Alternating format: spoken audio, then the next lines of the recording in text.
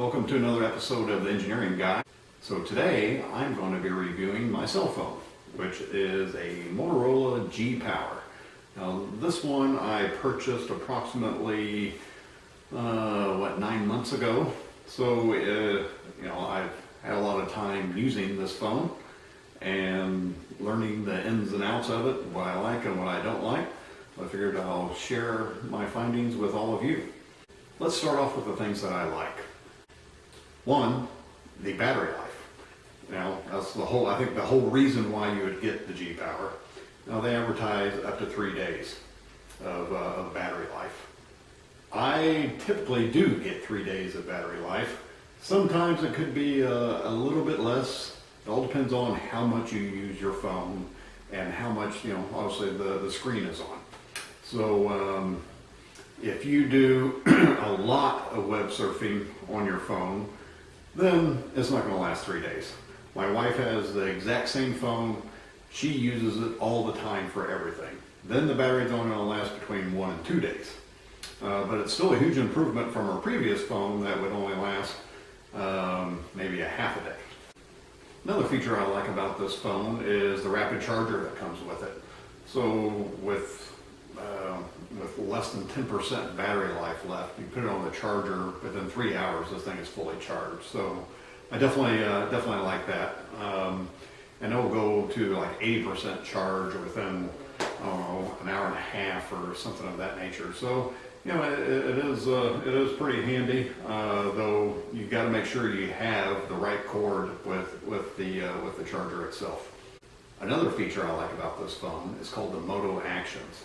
So you can do various things with this. So you got your flashlight on, and then if you need your camera, so now that turns on the camera. So there's a few more, but those two are the most popular ones that I use, and I think it's very handy. So I don't have to go into my screen, especially on the flashlight. If I'm working on my car or up in the attic or whatever, and I need the flashlight fast, it's very nice just to go like this to get it on and then turn it off. Another item that I like, the little Motorola symbol in the back here, that's a fingerprint reader. So when your screen is locked, just put your fingerprint on there and it unlocks it for you.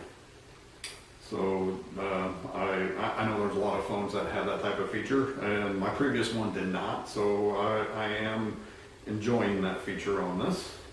Another item that I like about this phone is the body is actually made out of aluminum.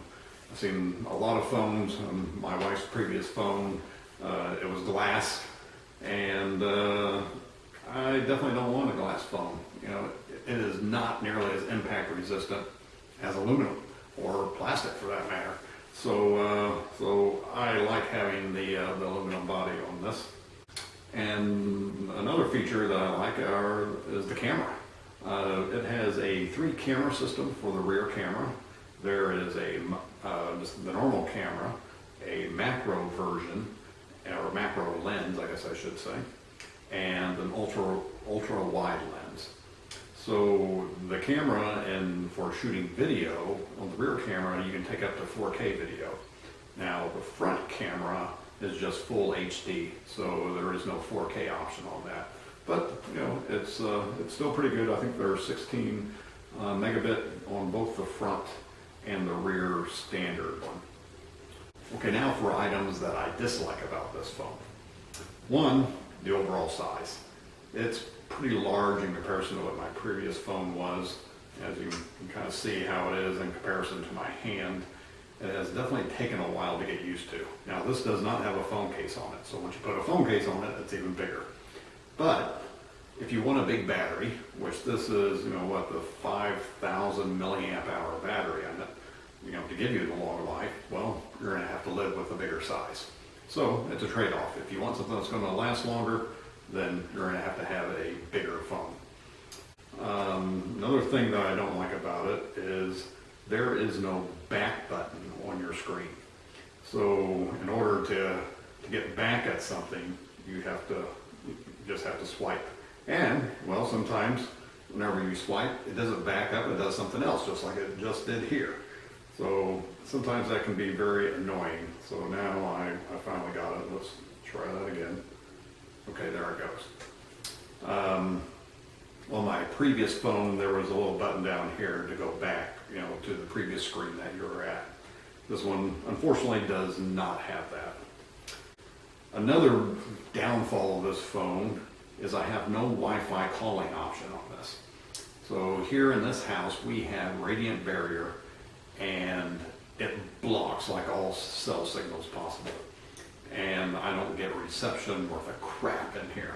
So I was really hoping that I had Wi-Fi calling. And I just assumed every phone had this. Now, I bought this as an unlocked phone, and I use Verizon as my carrier, but there is no option on here for Wi-Fi calling. Now, the only other feature that I'm kind of disappointed in, it's not waterproof. It's water repellent, so if you get a little bit of splash on there, it's fine. But if you accidentally drop it in the pool or something of that nature, it's toast. So if you're going to be around pools or the water or whatnot a lot, that could be a potential issue. Now overall, I like the phone. It's I have gotten used to the larger size.